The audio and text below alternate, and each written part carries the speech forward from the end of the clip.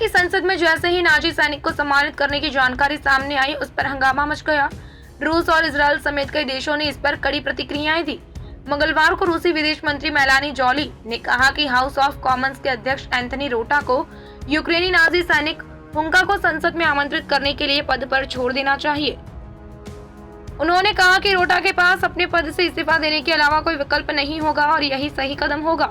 रूस ने इसे लेकर कनाडाई लीडरशिप को पत्रों के साथ विरोध नोट भेजा था।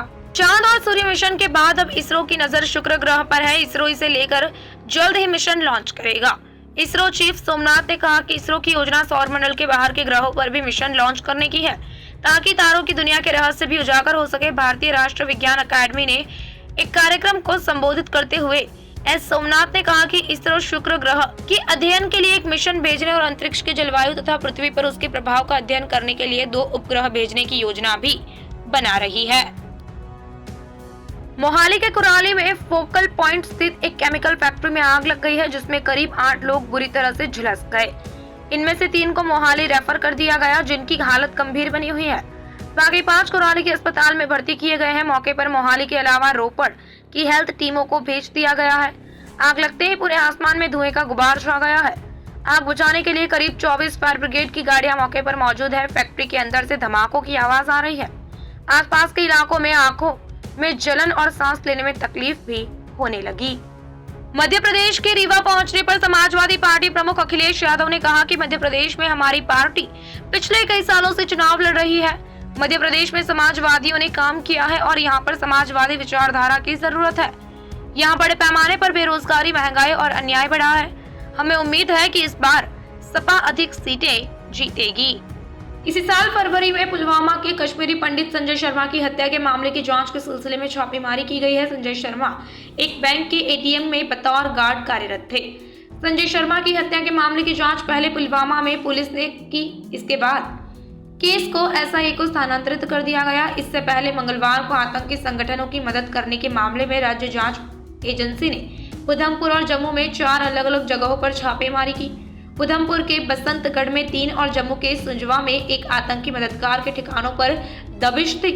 छापे के दौरान चारों मददगारों के मोबाइल फोन जब्त कर लिए गए। उनसे बैंक खातों समेत कुछ अन्य दस्तावेजों की जानकारी भी ली गई। असम के कछार जिले में बुधवार को 7 करोड़ रुपए से अधिक मूल्य के हेरोइन जब्त की गई है। साथ ही 3 लोगों को गिरफ्तार किया गया। अधिकारी ने बताया कि एक गुप्त सूचना मिली थी कि एक वाहन में कुछ लोग हेरोइन लेकर आ रहे हैं। सूचना पर तुरंत पुलिस सतर्क हो गई और सोनाई शहर के काबूगंज में शक होने पर एक वाहन को रोककर जांच की गई। जांच करने पर साबुन के 27 डिब्बे बरामद किए गए, जिसमें 7.1 किलोग्राम हेरोइन छिपाकर रखी गई थी। बिहार के गया से एक बड़ी खबर सामने आ रही है। यहाँ लोजपा नेता मोहम्मद अनवर अली खान का अपराधियों ने दिन दहाड़े गोली मारकर कत्ल कर दिया। यह घटना आमस थाना क्षेत्र की है। घटना के पश्चात जीटी रोड जाम हो गया। घटना बुधवार को उस समय हुई जब मोहम्मद अनवर अली खान एक सैलून में शेविंग करा रहे थे। इसी के चलते एक मोटरसाइकिल पर सवार 3 संख्या में अपराधी पहुंचे और अंधाधुंध गोलीबारी कर गोलियों से उन्हें छलनी कर दिया। घटना के मौके पर ही उनकी मौत हो गई। अनवर अली लोजपा लेबर सेल के प्रदेश अध्यक्ष थे। बाजार में गोलीबारी होते ही थोड़ी देर में अफरा तफरी का माहौल हो गया। कुछ लोग भागने लगे तो कुछ वही लोग अपनी दुकानें बंद करने लगे। घटना के पश्चात आक्रोशित परिजन तथा गांव के लोगों ने नेशनल हाईवे नंबर 82 को जाम कर दिया। आक्रोशित घरवाले बदमाशों को अविलंब गिरफ्तार करने की मांग पर अड़े हैं।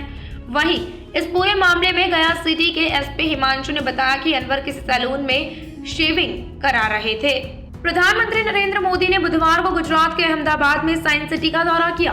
उन्होंने robotics gallery, nature park, aquatic gallery और शार्क टनल का दौरा किया।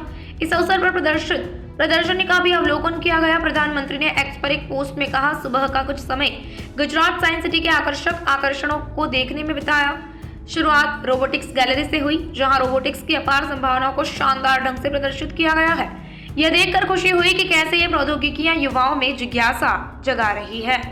मणिपुर के पहाड़ी इलाकों में सशस्त्र बल अधिनियम को 6 महीने का विस्तार दिया गया, जबकि इम्फाल घाटी के 19 थानों और असम की सीमा से सटे एक इलाके को इस कानून के दायरे से बाहर रखा गया है।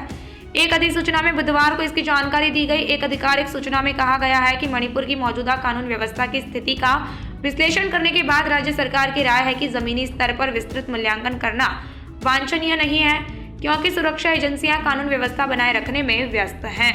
कांग्रेस के पूर्व अध्यक्ष राहुल गांधी ने मध्य प्रदेश के उज्जैन में एक लड़की के साथ दुष्कर्म की घटना को लेकर बुधवार को मुख्यमंत्री शिवराज सिंह चौहान पर निशाना साधा और आरोप लगाया कि राज्य में बेटियों के साथ दुष्कर्म के लिए सिर्फ अपराधी ही नहीं बल्कि प्रदेश भारतीय जनता पार्टी सरकार भी गुनहगार है। कांग्रेस अध्यक्ष मल्लिकार्जुन खड़गे ने इस घटना को लेकर प्रधानमंत्री नरेंद्र मोदी और शिवराज सिंह चौहान पर निशाना साधा और दावा किया कि महिलाओं के साथ दुष्कर्म के सबसे ज्यादा मामले मध्य प्रदेश में होते हैं।